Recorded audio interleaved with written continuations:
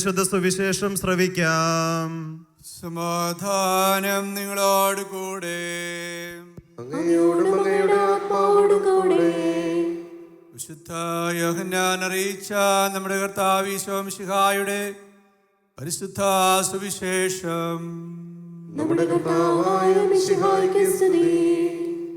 മരിച്ചവരിൽ നിന്ന് ഈശോ ഉയർപ്പിച്ച ലാസർ വസിച്ചിരുന്ന ബേത്അനിയായിലേക്ക് പെസഹായ്ക്ക് 6 ദിവസം മുമ്പേ ഈശോ വന്നു.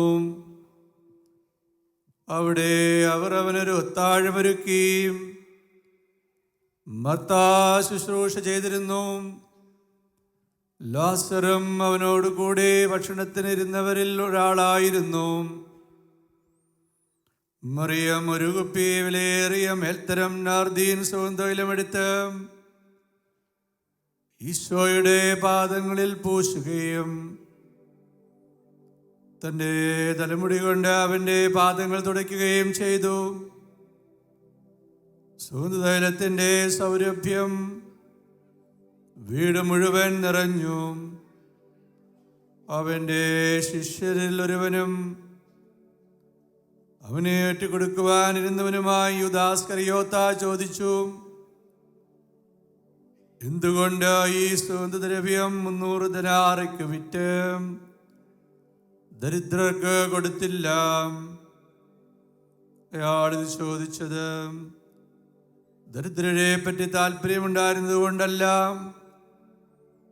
അയാൾ കള്ളനായിരുന്നത് കൊണ്ടും പണസഞ്ചി അയാളുടെ പക്കലായിരുന്നത് കൊണ്ടും അതിൽ വീഴുന്ന പണം അയാൾ കൊണ്ടു നടന്നിരുന്നത് കൊണ്ടുമാണ്. ഈശോ പറഞ്ഞു, അവളെ തടയേണ്ട. എൻ്റെ ശവസംസ്കാര ദിവസത്തേക്കായി അവളിത് സൂക്ഷിച്ചിരുന്നു. ദരിദ്രർ എപ്പോഴും നിങ്ങളോട് കൂടിയുണ്ടല്ലോ, ഞാൻ എപ്പോഴും നിങ്ങളോട് കൂടി ഉണ്ടായിരിക്കുകയില്ല. നമ്മുടെ കർത്താവായ മിശിഹായ്ക്ക് സ്തുതി.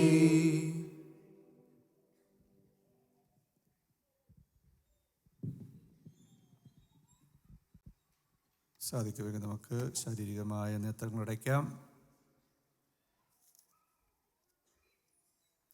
വിശ്വാസത്തിലൂടെ ലഭിക്കുന്ന പ്രകാശിതമായ നേത്രത്തെ പ്രകാശിപ്പിക്കണമേ എന്ന് നമുക്ക് പ്രാർത്ഥിച്ചുകൊണ്ടിരിക്കാം. ഞാൻ വാ തുറക്കുമ്പോൾ എനിക്ക് വചനം ലഭിക്കുവാനായി, എൻ്റെ അധരത്തിലൂടെ വചനം ഒഴുകുവാനായിട്ട്, സുവിശേഷ ധൈര്യപൂർവ്വം പ്രസംഗിക്കുവാനായിട്ട് എനിക്ക് വേണ്ടിയും പ്രാർത്ഥിച്ചുകൊണ്ടിരിക്കുക.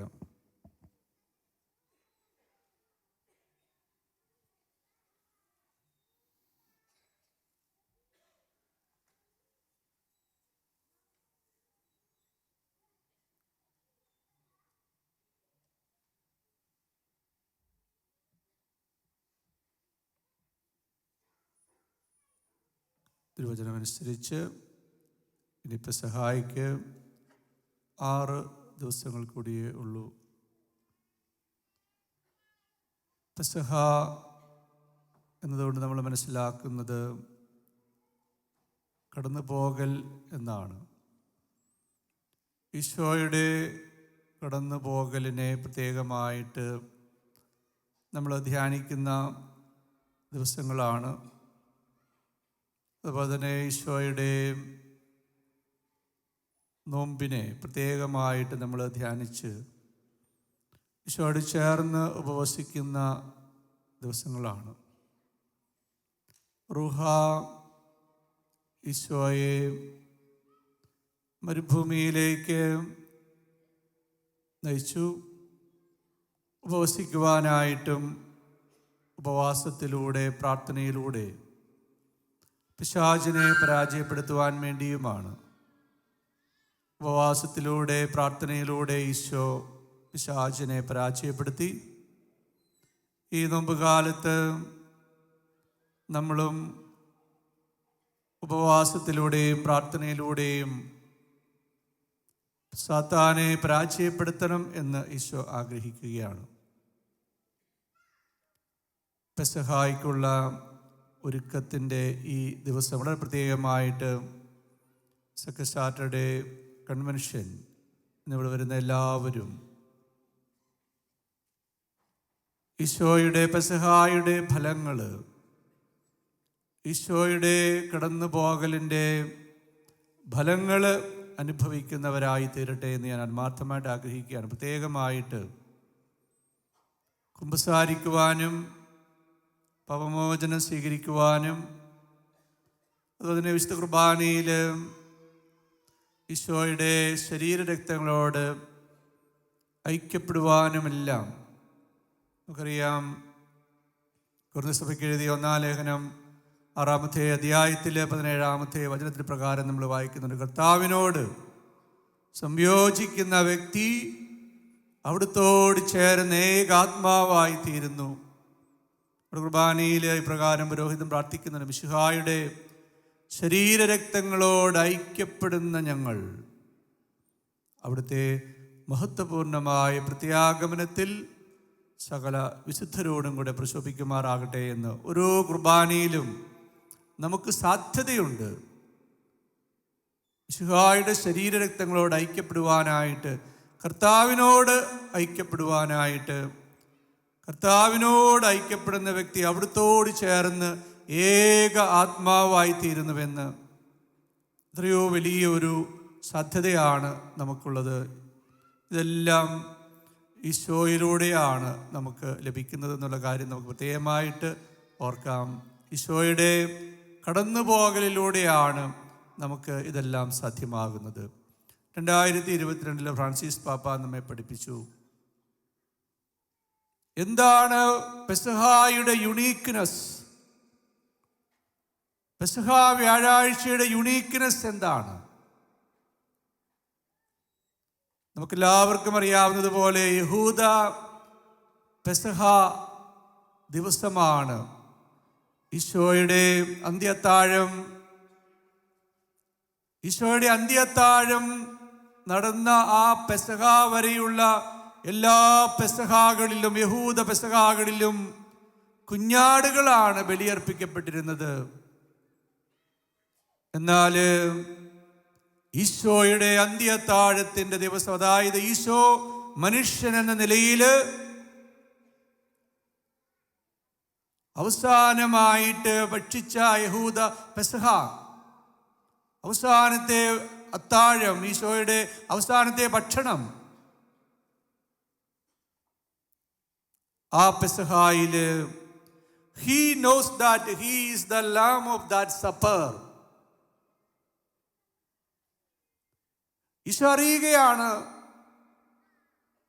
അതുവരെ കുഞ്ഞാടുകളെ ബലിയർപ്പിച്ചിരുന്ന പെസഹാകളിൽ പങ്കുചേർന്ന ഈശോ തിരിച്ചറിയുകയാണ്, ഈശോയാണ് ആ അത്താഴത്തിലെ കുഞ്ഞാട് എന്നുള്ള കാര്യം. he knows that he is the lamb of that supper. ഇന്ന് നമ്മൾ വായിച്ചു കേട്ട 1-ാമത്തെ വായനയിൽ നമ്മൾ കാണുന്നുണ്ട്, പൗലോസ്ലീഹായുടെ മുഖം വീണ്ടും കാണില്ല എന്ന് പൗലോസ് പറഞ്ഞതുകൊണ്ട് അവരെല്ലാവരും വളരെ ദുഃഖിച്ചുവെന്ന്. അതുപോലെ തന്നെയാണ് ഈശോയുടെ മുഖം മനുഷ്യനായ, ഒരേ സമയത്ത് ദൈവവും മനുഷ്യനുമായ നസ്രായനായ ഈശോയുടെ മുഖം നമ്മളിനി കാണുകയില്ല. അന്ത്യത്താഴമാണ്, ഈശോ തന്നെയാണ് ആ പെസഹായിലെ കുഞ്ഞാട്. Is the lamb of that supper.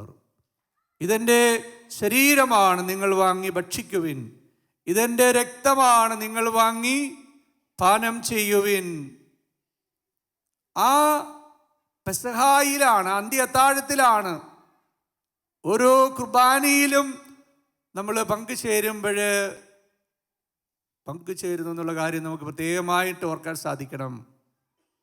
പ്രത്യേകിച്ച് ലത്തീൻ ആരാധനക്രമം നമ്മെ ഓർമ്മിപ്പിക്കും, behold this is the lamb of God who takes away the sin of the world. Behold, ഓരോ കുർബാനയിലും നമ്മളെ ഓർമ്മിപ്പിക്കുകയാണ്, നമ്മൾ സ്വീകരിക്കുന്നത്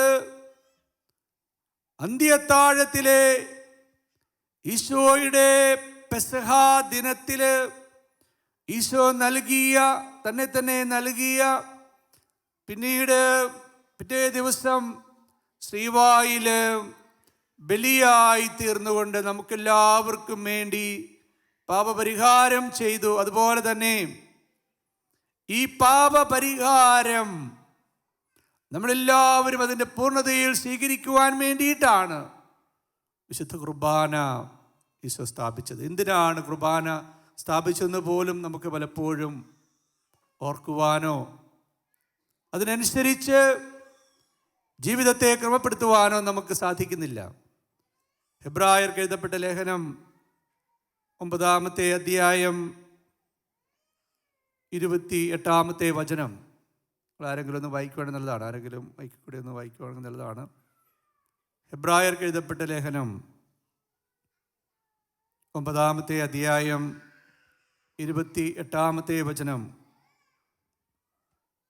മിശിഹായും വളരെ പേരുടെ പാപങ്ങൾ ഉന്മൂലനം ചെയ്യുന്നതിന് വേണ്ടി ഒരു പ്രാവശ്യം അർപ്പിക്കപ്പെട്ടു. എബ്രായ ലേഖനമാണ്. വളരെ പ്രധാനപ്പെട്ട ഒരു തിരുവചനമാണ്. ആരും മറക്കാൻ പാടില്ലാത്ത ഒരു തിരുവചനമാണ്. കുർബാനയിൽ പങ്കുചേരുമ്പോൾ എല്ലാ ദിവസവും ഓർമ്മിക്കുവാൻ സാധിക്കുവാണെങ്കിൽ വളരെയേറെ പ്രയോജനമുള്ള ഒരു വചനമാണ്. മിശിഹായും വളരെ പേരുടെ പാപങ്ങൾ ഉന്മൂലനം ചെയ്യുന്നതിന് വേണ്ടി ഒരു പ്രാവശ്യം അർപ്പിക്കപ്പെട്ടു. അവൻ വീണ്ടും വരും, പാപപരിഹാരാർത്ഥമല്ല, തന്നെ ആകാംക്ഷാപൂർവം കാത്തിരിക്കുന്നവരുടെ രക്ഷയ്ക്ക് വേണ്ടി, തന്നെ ആകാംക്ഷാപൂർവം കാത്തിരിക്കുന്നവരുടെ രക്ഷയ്ക്ക് വേണ്ടിയിട്ടാണ്. ഇവിടെ ഈ ഒരു തിരുവചനത്തിൽ വിശ്വാസ രഹസ്യം മുഴുവൻ ഉൾക്കൊള്ളുകയാണ്. ലത്തീൻ ആരാധനക്രമത്തിൽ നമ്മൾ പങ്കുചേരുമ്പോൾ നമ്മൾ കേൾക്കും mystery of faith. We proclaim your death. We profess your resurrection until you come again. നമ്മുടെ കുർബാനയിലെ കാഴ്ചവെപ്പിൻ്റെ സമയത്ത് ഈ കാര്യം നമ്മൾ കേൾക്കുന്നുണ്ട്. കാഴ്ചവെപ്പിൻ്റെ സമയത്ത് പ്രത്യേകിച്ച് ആളുകളെല്ലാവരും ഇങ്ങനെ മറ്റ് പാട്ട് പാടുന്നത് കൊണ്ടാണ്. കാർമികൻ ചൊല്ലുന്ന പ്രാർത്ഥന ഇപ്രകാരമാണ്: നമ്മുടെ രക്ഷയ്ക്ക് വേണ്ടി തന്നെ ബലിയർപ്പിക്കുകയും തൻ്റെ പീഡാനുഭവത്തിൻ്റെയും മരണത്തിൻ്റെയും സംസ്കാരത്തിൻ്റെയും ഉത്ഥാനത്തിൻ്റെയും ഓർമ്മ ആചരിക്കാൻ കൽപ്പിക്കുകയും ചെയ്ത മിശിഹ തൻ്റെ കൃപയാലും അനുഗ്രഹത്താലും ഈ കുർബാന നമ്മുടെ കരങ്ങളിൽ സ്വീകരിക്കട്ടെ. ആമേൻ. കർത്താവായ ദൈവമേ, ഞങ്ങളുടെ കൽപ്പനയനുസരിച്ച് മിശിഹായുടെ സ്വർഗത്തിൽ നിന്നുള്ള മഹത്വപൂർണ്ണമായ രണ്ടാമത്തെ ആഗമനം വരെ അവിടുത്തെ വിശുദ്ധ പീഠത്തിന്മേൽ സുദൃഢവും പരിശുദ്ധവും ജീവദായകവും ദൈവീകവുമായി രഹസ്യങ്ങൾ സജ്ജീകരിക്കപ്പെടുന്നു. നമ്മൾ പലപ്പോഴും ശ്രദ്ധിക്കാത്ത ഒരു കാര്യം, നമ്മൾ പലപ്പോഴും മനസ്സിൽ സൂക്ഷിക്കാത്ത ഒരു കാര്യം, വിശുദ്ധ കുർബാന ഈശോയുടെ മഹത്വപൂർണ്ണമായ രണ്ടാമത്തെ വരവരെയുള്ളൂ. മിശിഹായുടെ സ്വർഗത്തിൽ നിന്നുള്ള മഹത്വപൂർണ്ണമായ രണ്ടാമത്തെ ആഗമനം വരെ അവിടുത്തെ വിശുദ്ധ പീഠത്തിന്മേൽ സുദൃഢവും പരിശുദ്ധവും ജീവദായകവും ദൈവീകവുമായ രഹസ്യങ്ങൾ. ഏതാണ് ഈ രഹസ്യങ്ങൾ? അത് അന്ത്യത്താഴ വേളയിൽ ഈശോ പറഞ്ഞ കാര്യമാണ്. നിങ്ങളുടെ പാപങ്ങളുടെ മോചനത്തിനായിട്ടുള്ള എൻ്റെ ശരീരം, നിങ്ങളുടെ പാപങ്ങളുടെ മോചനത്തിനായിട്ട് ചൊരിയപ്പെടുന്ന എൻ്റെ രക്തം, ഇതാണ് വിശുദ്ധ പീഠത്തിന്മേൽ സജ്ജീകരിക്കപ്പെടുന്ന രഹസ്യങ്ങൾ. ഇത് മാത്രമേ സജ്ജീകരിക്കപ്പെടുന്നുള്ളൂ എന്നുള്ള കാര്യം നമ്മൾ പ്രത്യേകമായിട്ട് ഓർക്കണം. നമ്മൾ പലപ്പോഴും തെറ്റിദ്ധരിക്കുകയാണ്. എന്തെങ്കിലുമൊക്കെ സമർപ്പിച്ച് നമുക്ക് പാപമോചനം സ്വീകരിക്കാമെന്ന്. അങ്ങനെ എന്തെങ്കിലും സമർപ്പിച്ച് പാപമോചനം സ്വീകരിക്കാനായിട്ട് സാധിക്കില്ല. പാപമോചനത്തിനായിട്ട് ഒരു ബലിയേ ഉള്ളൂ. അത് നസ്രായനായ ഈശോയുടെ ബലിയാണ്. എന്തുകൊണ്ടാണ് നസ്രായനായ ഈശോയുടെ ബലി മാത്രം, അതിലൂടെ മാത്രം പാപമോചനം? കാരണം അവൻ ഒരേ സമയത്ത് ദൈവവും മനുഷ്യനുമായതുകൊണ്ടാണ്. വേറെ ആരെയെങ്കിലും ചരിത്രത്തില് സൂര്യന്റെ താഴെ വേറെ ആരെയെങ്കിലും നിങ്ങൾക്ക് കാണിച്ചു തരാനായിട്ട് സാധിക്കുമോ? എന്നെ കേട്ടുകൊണ്ടിരിക്കുന്ന ആർക്കെങ്കിലും സാധിക്കുമോ? ഒരേ സമയത്ത് ദൈവവും മനുഷ്യനുമായിട്ടുള്ള ബലിവസ്തു, ഇതിലൂടെ മാത്രമേ പാപമോചനം ഉണ്ടാവുകയുള്ളൂ. പാപമോചനത്തിനായിട്ട് വേറെ ഒരു ബലിയില്ല. ആകാശത്തിലും താഴെ, സൂര്യന് താഴെ വേറൊരു നാമമില്ല രക്ഷയ്ക്കായിട്ട്. ഞാൻ പറഞ്ഞല്ലോ നേരത്തെ, ലത്തീൻ ആരാധനക്രമത്തിൽ നമ്മൾ കേൾക്കും, behold, this is the Lamb of God who takes away the sin of the world, the sins of the world. എന്നാൽ നമ്മുടെ കുർബാനയിൽ, സീറോ മലബാർ കുർബാനയിൽ 2 പ്രാവശ്യമാണ് പുരോഹിതൻ്റെ കരങ്ങൾ കഴുകപ്പെടുന്നത്. ഒന്ന് വചന ശുശ്രൂഷ അവസാനിക്കുമ്പോഴാണ് ജലം കൊണ്ട് കഴുകി ഈശോയുടെ വചനത്തിൻ്റെ വലിയ പ്രവൃത്തിയാൽ. നമുക്കറിയാം,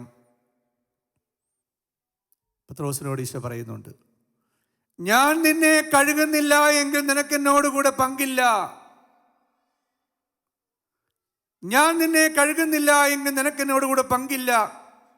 സിംഹന്മാരുടെ തലവൻ, മിശിഹായുടെ പ്രതിനിധിയായിട്ട്, സഭയുടെ തലവനായിട്ട് ശുശ്രൂഷ ചെയ്യുന്ന കെപ്പ പത്രോസ്ലീഹായോട് പറഞ്ഞ കാര്യമാണ്. അപ്പോൾ പിന്നെ വേറെ ആർക്കെങ്കിലും ഈശോയുടെ കൂടെ പങ്കുണ്ടാകുമോ?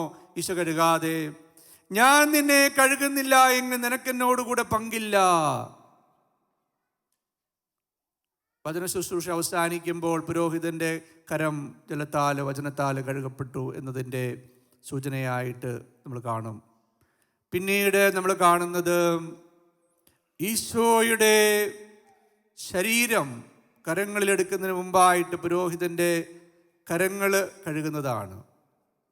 ഇപ്രകാരമാണ് പുരോഹിതൻ്റെ കരങ്ങൾ കഴുകിക്കൊണ്ടുള്ള പ്രാർത്ഥനയിൽ നമ്മൾ കാണുക. ധൂപാർപ്പണം കൊണ്ടുള്ള കഴുകലാണ് അവിടെ സംഭവിക്കുന്നത്. കർത്താവായ ദൈവമേ, പാപമാലിന്യങ്ങൾ കഴുകാനായിട്ട് ആവശ്യപ്പെടുകയാണ്. ധൂപം കൊണ്ടാണ് കഴുകപ്പെടുന്നത്. പരിശുദ്ധാത്മാവിൻ്റെ പ്രതീകമാണ് ധൂപം. കർത്താവായ ദൈവമേ, പാപമാലിന്യങ്ങൾ കഴുകി അങ്ങയുടെ സ്നേഹത്തിൻ്റെ ദിവ്യ പരിമളത്താൽ എന്നെ പൂരിതനാക്കണമേ. വഴിതെറ്റിപ്പോയ ഞങ്ങളെ അന്വേഷിച്ച് കണ്ടെത്തി നല്ലിടയാ. എനിക്കറിയാവുന്ന അറിഞ്ഞുകൂടാത്തമ്മ എൻ്റെ കടങ്ങളും പാവങ്ങളും എന്നോട് ക്ഷമിക്കണമേ. ഇങ്ങനെ പുരോഹിതൻ്റെ കരം ധൂപം കൊണ്ട് കഴുകിയതിന് ശേഷം മാത്രമാണ് ഈശോയുടെ ശരീരം കൈകളിലെടുക്കുന്നത്. അതുവരെ പിലാസയിലാണ് സമർപ്പിക്കുന്നത്, പിലാസയിലാണ്. കരം കൊണ്ട് തൊടുന്നില്ല, പുരോഹിതൻ്റെ കരം കൊണ്ട് തൊടുന്നില്ല ഈശോയുടെ ശരീരം.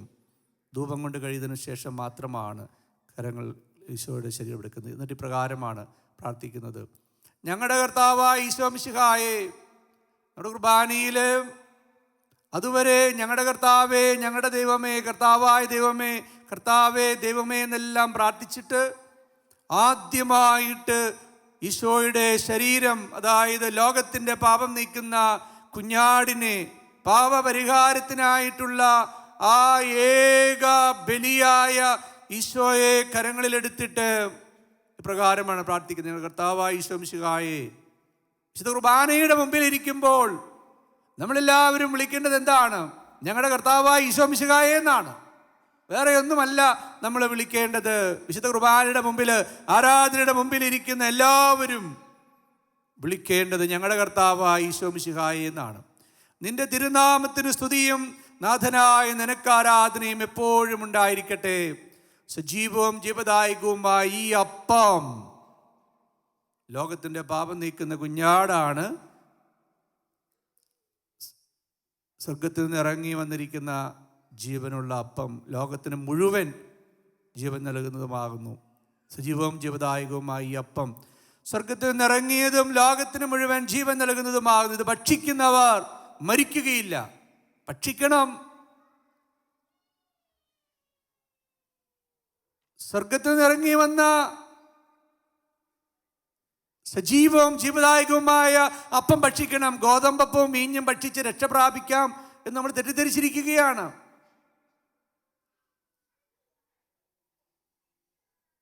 എൻ്റെ ശിഷ്യനായിട്ടുള്ളവർ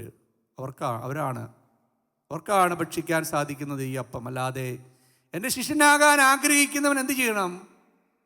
സ്വയം പരിത്യജിക്കണം, കുരിശെടുക്കണം. അപ്പനെക്കാട്ടിലും അമ്മയെക്കാട്ടിലും ഭാര്യയെക്കാട്ടിലും ഭർത്താവിനെക്കാട്ടിലും മകനെക്കാട്ടിലും മകളെക്കാട്ടിലും എന്ന് മാത്രമല്ല, തന്നേക്കാൾ ഉപരിയായിട്ട് എന്നെ സ്നേഹിക്കാത്ത ആർക്കും എൻ്റെ ശിഷ്യനാകാൻ സാധിക്കില്ല. എന്തുകൊണ്ടാണ് ഈ കാലഘട്ടത്തിൽ നമുക്ക് ഈ പാപമോചനമൊക്കെ സ്വീകരിക്കാൻ സാധിക്കാത്തത്? ശിഷ്യരാകുന്നില്ല. ശിഷ്യരാകാത്തത് കൊണ്ടാണ്. ബാക്കിയെല്ലാം നമ്മൾ ചെയ്യും, എല്ലാ കാര്യങ്ങൾക്കും, എല്ലാ ദിവസവും കുർബാനയ്ക്ക് പോകും, എല്ലാ ദിവസവും കുടുംബ പ്രാർത്ഥന, ഒരുപക്ഷെ വേണ്ട കാര്യങ്ങൾക്കായിട്ട് മുട്ടുമേ നിന്ന് നിരന്തരം പ്രാർത്ഥിക്കാൻ തയ്യാറാകും. ശിഷ്യനാകാൻ മാത്രം തയ്യാറാകുന്നില്ല. അതുകൊണ്ട് തന്നെ ലോകത്തിൻ്റെ പാപത്തിന് പരിഹാരമായ കുഞ്ഞാടിൻ്റെ ബലിയുടെ ഫലം സ്വീകരിക്കാനായിട്ട് അവനെ ഭക്ഷിക്കാൻ സാധിക്കുന്നില്ല. അതാണ് കാര്യം. അവനെയാണ് ഭക്ഷിക്കേണ്ടത്, അവനെയാണ് വിഴുങ്ങേണ്ടത്.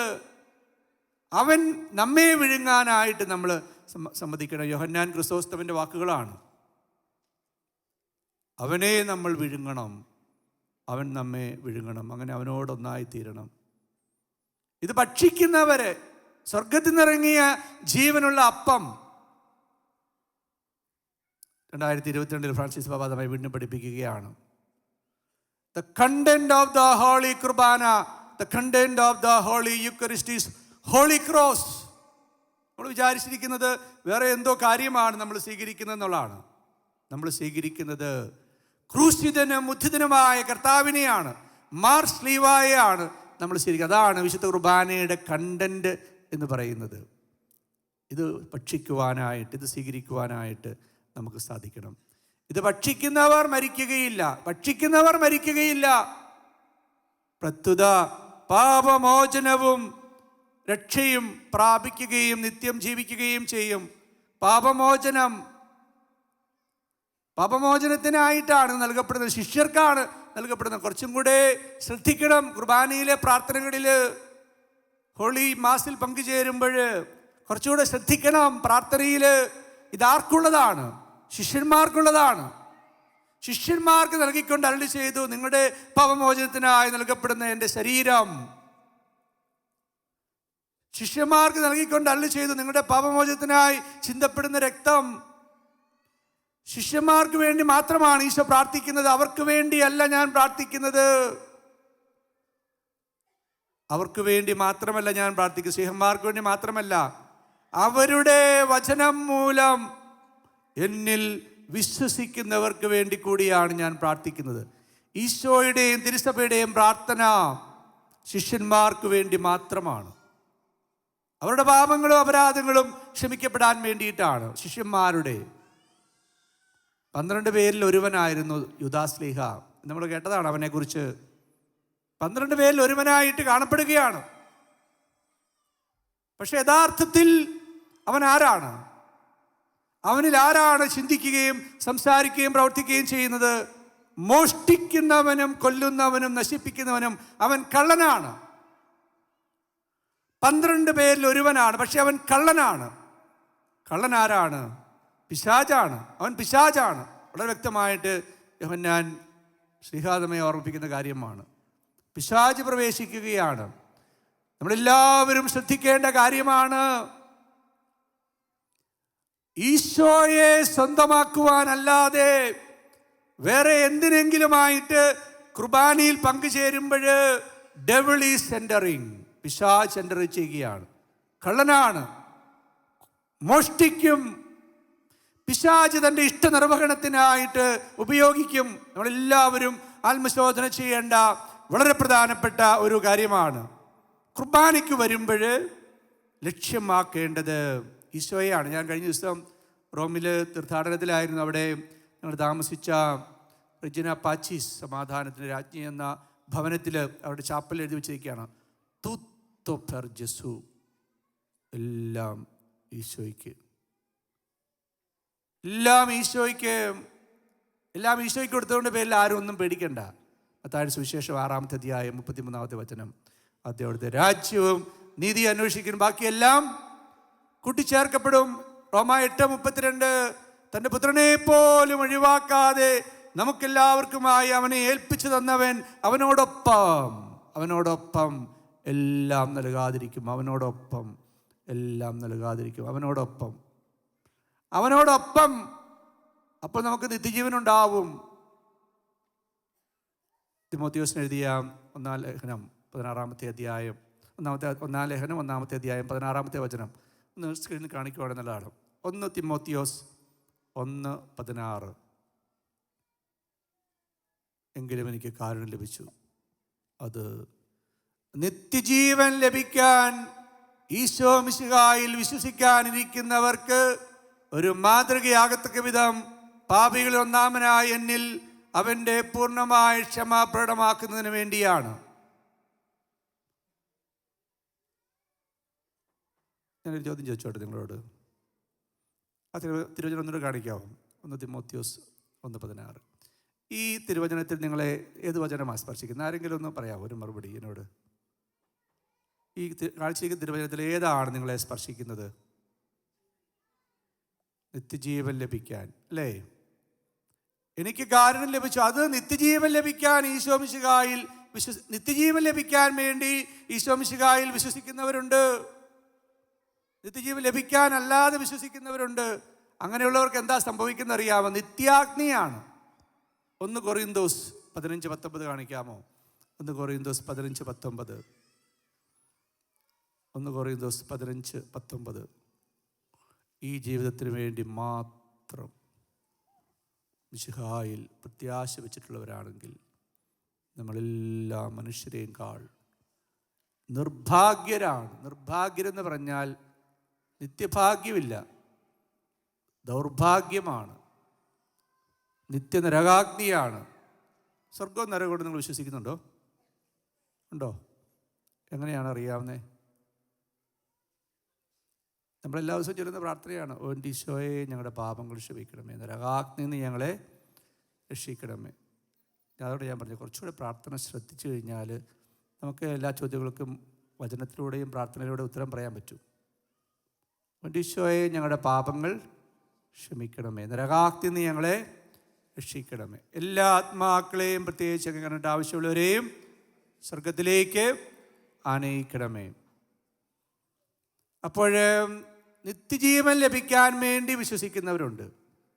നിത്യജീവൻ ലഭിക്കാനായിട്ട് ചിന്ത പോലുമില്ല, നിത്യജീവൻ എന്നുള്ള ചിന്ത പോലും ഇല്ലാതെ എല്ലാ ശുശ്രൂഷകളിലും പങ്കുചേരും. എന്തിനു വേണ്ടിയിട്ടാണെന്നറിയാമോ? ഞാൻ നേരത്തെ പറഞ്ഞല്ലോ, നമുക്ക് വേണ്ടതെല്ലാം കൂട്ടിച്ചേർത്ത് കർത്താവ് തരും. 2-3 വചനം കൂടെ നമുക്ക് കാണാനായിട്ട് ശ്രമിക്കാം. 1 തെസ്സലോനിക്ക 1:1.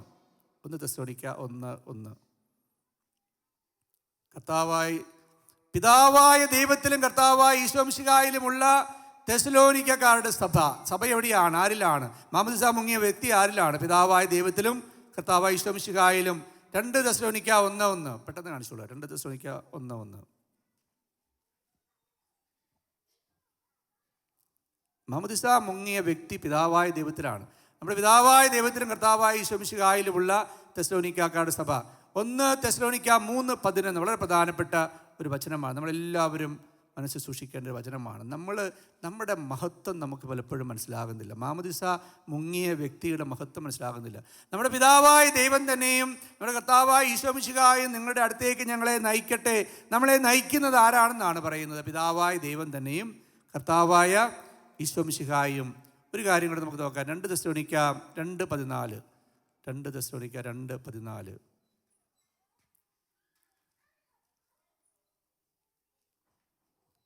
2 തെസ്സലോനിക്ക 2:14. നമ്മുടെ കർത്താവായ ഈശോ മിശിഹായും നമ്മെ സ്നേഹിക്കുകയും നമുക്ക് തൻ്റെ കൃപയിലൂടെ നിത്യമായ ആശ്വാസ് 2:14 14.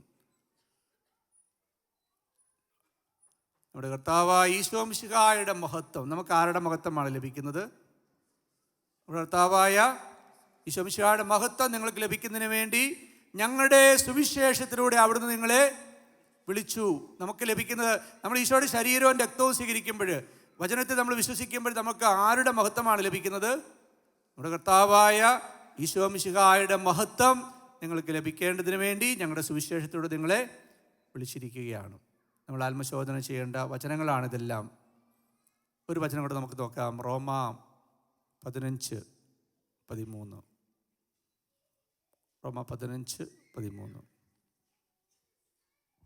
പ്രത്യാശയുടെ ദൈവം നിങ്ങളുടെ വിശ്വാസത്താൽ സകല സന്തോഷവും സമാധാനം കൊണ്ട് നിങ്ങളെ നിറയ്ക്കട്ടെ. നമുക്ക് കുർബാനയിൽ അവിടെ നിർത്തുക, ആ വചനം അവിടെ നിർത്തുക. നമുക്ക് കുർബാനയിലൊക്കെ പങ്കെടുത്ത് പോകുമ്പോൾ സന്തോഷവും സമാധാനവും ഉണ്ടാകുന്നുണ്ടോ? സന്തോഷം ആരാണ്? നിങ്ങൾ അന്വേഷിക്കുക. സന്തോഷത്തിനൊരു പേരുണ്ട്, ഒരു മുഖമുണ്ട്. അത് നസ്രായനായ ഈശോയാണ്. അപ്പോൾ നമുക്ക് നൽകപ്പെടുന്നത് സന്തോഷമാണ്, സമാധാനം. നമ്മുടെ സമാധാനമാണ് മിശിഹായാണ്. 2 തെസ്സലോനിക്കർ 2:14 ഒന്നുകൂടെ കാണിക്കാവോ? 2 തെസ്സലോനിക്കർ 2:14 ഒന്നുകൂടെ കാണിക്കാവോ? 2 തെസ്സലോനിക്കർ 2:14. നമ്മുടെ ഞാൻ ഉദ്ദേശിച്ചത് അതല്ല, റോമ 15:13. റോമ 15:13 ഇപ്പോൾ വായിച്ച വചനം തന്നെ. റോമ പ്രത്യാശയുടെ ദൈവം, പ്രത്യേകിച്ചും നമ്മൾ മഹാജൂബിലി വർഷത്തിലാണ്. പിൽഗ്രിംസ് ഹോപ്പാണ്. കർത്താവിൽ ആശ്രയിക്കുന്ന അനുഗ്രഹം അവൻ്റെ പ്രത്യാശ അവിടുന്ന് തന്നെയാണ്. പ്രത്യാശയുടെ ദൈവം നിങ്ങളുടെ വിശ്വാസത്തെ, എന്തുകൊണ്ടാണ് നമുക്ക് സന്തോഷവും സമാധാനവും ഇല്ലാതെ നമ്മൾ കുർബാനയിൽ പങ്കെടുത്തിട്ട് പോകുന്നത്? വിശ്വാസം ഇല്ലാത്തത് കൊണ്ടാണ്. ഏൽപ്പിച്ചു കൊടുക്കാൻ തയ്യാറാകുന്നില്ല, ശൂന്യവൽക്കരിക്കാൻ തയ്യാറാകുന്നില്ല. നമുക്ക് ഈശോയെ സ്വീകരിക്കാനായിട്ട് നമുക്ക് സാധിക്കുന്നില്ല. പ്രത്യാശയുടെ ദൈവം നിങ്ങളുടെ വിശ്വാസത്താൽ സകല സന്തോഷവും സമാധാനവും കൊണ്ട് നിങ്ങളെ നിറയ്ക്കട്ടെ. അളക്കുന്ന അളവ് കൊണ്ട് തന്നെയാണ് അളക്കപ്പെടുന്നത്. കർത്താവായ ഈശോ മിശിഹായാൽ നിറയപ്പെടാനായിട്ട് ആഗ്രഹിച്ചുകൊണ്ട് പരിശുദ്ധ അമ്മയെപ്പോലെ ഇതാ കർത്താവിൻ്റെ ദാസി, നിൻ്റെ വാക്ക് സംഭവിക്കട്ടെ എന്ന് പറഞ്ഞ് സമ്പൂർണമായി സമർപ്പിക്കുന്ന വ്യക്തിയിൽ സകല സന്തോഷവും സമാധാനവും നിറയും. അത് ഈശോ തന്നെയാണ്. അങ്ങനെ ആ വചനം ഒന്നുകൂടെ കാണിച്ച്, അങ്ങനെ പരിശുദ്ധാത്മാവിൻ്റെ ശക്തിയാൽ നിങ്ങൾ പ്രത്യാശയിൽ സമൃദ്ധി പ്രാപിക്കുകയും ചെയ്യട്ടെ. അങ്ങനെ പരിശുദ്ധാത്മാവിൻ്റെ ശക്തിയാൽ നിങ്ങൾ പ്രത്യാശയിൽ സമൃദ്ധി പ്രാപിക്കുകയും ചെയ്യട്ടെ. ഞാൻ പറഞ്ഞു തുടങ്ങിയ വചനത്തിലേക്ക് നമുക്ക് തിരിച്ചു പോകാം. ഹെബ്രായ 9:28. മിശിഹായ വളരെ പേരുടെ പാപങ്ങൾ ഉന്മൂലനം ചെയ്തതിന് വേണ്ടി ഒരു പ്രാവശ്യം അർപ്പിക്കപ്പെട്ടു. അവൻ വീണ്ടും വരും. 2ാം വരവ് പ്രതീക്ഷിക്കുന്നുണ്ട് നിങ്ങൾ? നമുക്ക് ഈ കൈ നോക്കാവും. 2ാം വരവ്, കർത്താവ് 2ാമത് വരും എന്ന് വിശ്വസിക്കുന്നവരുടെ കൈ നോക്കാവും. അല്ലാത്തവരാരും കത്തോലിക്കരല്ലെന്നുള്ള കാര്യം ഒന്ന് സമ്മതിച്ചേക്കുക. പിന്നെ 2ാമത്തെ കാര്യം, ഈ 2ാം വരവിന് ഒരുങ്ങിക്കൊണ്ടിരിക്കുന്നവരെന്ന് കൈ പൊക്കാവും. ഞാൻ 2ാം വരവിന് ഒരുങ്ങിക്കൊണ്ടിരിക്കുകയാണ് എന്ന് കൈ നന്നായിട്ടൊന്ന് കൈ പൊക്കിക്കേ. 2ാം വരവിനായിട്ട് ഒരുങ്ങിക്കൊണ്ടിരിക്കുന്നവരെന്ന് കൈ പൊക്കിക്കേ. യെസ്. മിസ്റ്ററി ഓഫ് ഫെയ്ത്ത് എന്താണെന്നറിയോ? ഈശോയുടെ മരണവും ഉത്ഥാനവും സെക്കൻഡ് കമ്മിങ്ങുമാണ്. കർത്താവിന് 2ാം വരവ് വരെയുള്ളൂ വിശുദ്ധ കുർബാന. അപ്പോൾ ഹെബ്രായ 9:28 വളരെ പേരുടെ പാപങ്ങൾ ഉന്മൂലനം ചെയ്തുകൊണ്ട് ഒരു പ്രാവശ്യം അർപ്പിക്കപ്പെട്ടു. ഈ ഹെബ്രായ 9:28 ഇംഗ്ലീഷിലൊന്ന് കാണിക്കാവോ? ഹെബ്രായ 9:28 ഇംഗ്ലീഷിൽ വളരെ പേരുടെ പാപങ്ങൾ ഉന്മൂലനം ചെയ്തതിന് ഒരു പ്രാവശ്യം അർപ്പിക്കപ്പെട്ടു. ആ കുർബാനയിലാണ് നമ്മൾ പങ്കുചേരുന്നത്. പാപമോചനത്തിനായിട്ടുള്ള ബലിയിലാണ് നമ്മൾ പങ്കുചേരുന്നത്. അവൻ വീണ്ടും വരും, പാപപരിഹാരാർത്ഥമല്ല, തന്നെ ആകാംക്ഷാപൂർവം കാത്തിരിക്കുന്നവരുടെ രക്ഷയ്ക്ക് വേണ്ടി. തന്നെ ആകാംക്ഷാപൂർവം നമ്മൾ കാത്തിരിക്കണം, ആകാംക്ഷാപൂർവം.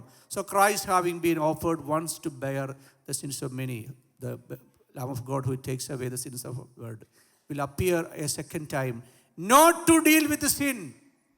ഈ ഫസ്റ്റ് കമ്മിങ് ആണ്, ഈ കുർബാനയാണ് deal with the sin.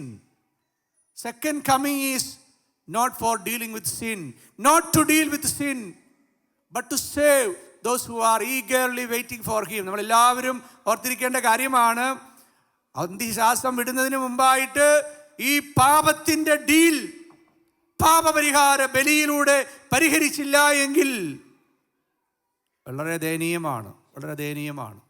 It is dealing with sin. ഈ കുർബാന എന്ന് പറയുന്നത് ഡീലിംഗ് വിത്ത് സിൻ ആണെന്നുള്ള കാര്യം നമ്മൾ ഓർത്തിരിക്കണം. ഹെബ്രായ 9:28 മറക്കരുത്. Not to deal with sin but to save. Salvation means God's union with men ആണ്. ഇത് ഭക്ഷിക്കുന്നവർ മരിക്കുകയില്ല, പ്രത്യുത പാപമോചനവും രക്ഷ, ഗോഡ്സ് യൂണിയൻ വിത്ത് മേൻ, രക്ഷയും പ്രാപിക്കുകയും നിത്യം ജീവിക്കുകയും ചെയ്യും. നമുക്കൊരു വിഷയം അടയ്ക്കാം. കുർബാന പാപം ഡീല് ചെയ്യുന്ന പാപപരിഹാര ബലിയാണെന്ന് ഞാൻ ഓർക്കുന്നുണ്ടോ? ഞാൻ മനസ്സിലാക്കുന്നുണ്ടോ? ഈ ഭൂമിയിൽ ഞാനായിരിക്കുമ്പോൾ ഈ പാപം അവസാനിപ്പിക്കുന്നില്ല എങ്കിൽ പാപം ചെയ്യാതിരിക്കുവാൻ ശ്രദ്ധിക്കുവിൻ. പാപമോചനം നമ്മൾ സ്വീകരിക്കുന്നില്ല എങ്കിൽ അത് വളരെ ദയനീയമാണെന്നുള്ള തിരിച്ചറിവ് എനിക്കുണ്ടോ?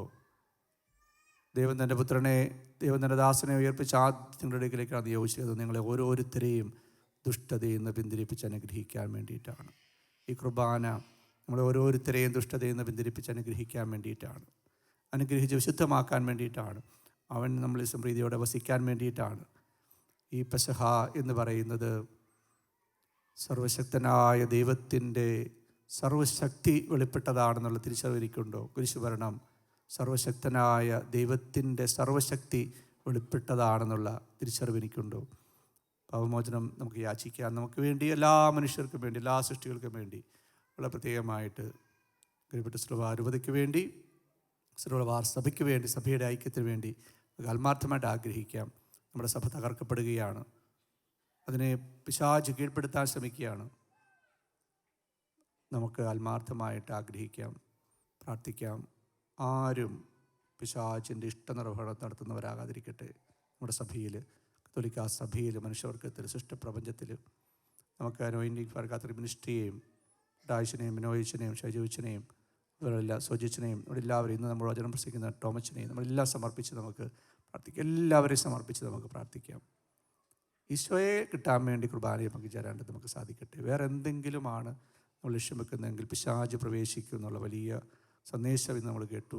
കള്ളനാണ്, മോഷ്ടിക്കുന്നവനാണ്, ദൈവാരാധനയ്ക്കെതിരെ നിൽക്കുന്നവനാണ്, ധൂപാർപ്പണത്തിനെതിരെ നിൽക്കുന്നവനാണ്, സുഗന്ധദ്രവ്യങ്ങൾക്കെതിരെ നിൽക്കുന്നവനാണ്, ആരാധന മനോഹരമാക്കുന്നതിന് എതിരെ നിൽക്കുന്നവനാണ് പിശാച് എന്നുള്ള വലിയ സന്ദേശമാണ് നമ്മളിന്ന് സുവിശേഷം കേട്ടത്. മാപ്പ് ചോദിക്കുക എല്ലാവർക്കും. നമുക്ക് എണീറ്റുകൊണ്ട് കുർബാന സജീവമായിട്ട് പങ്കുചേരാം.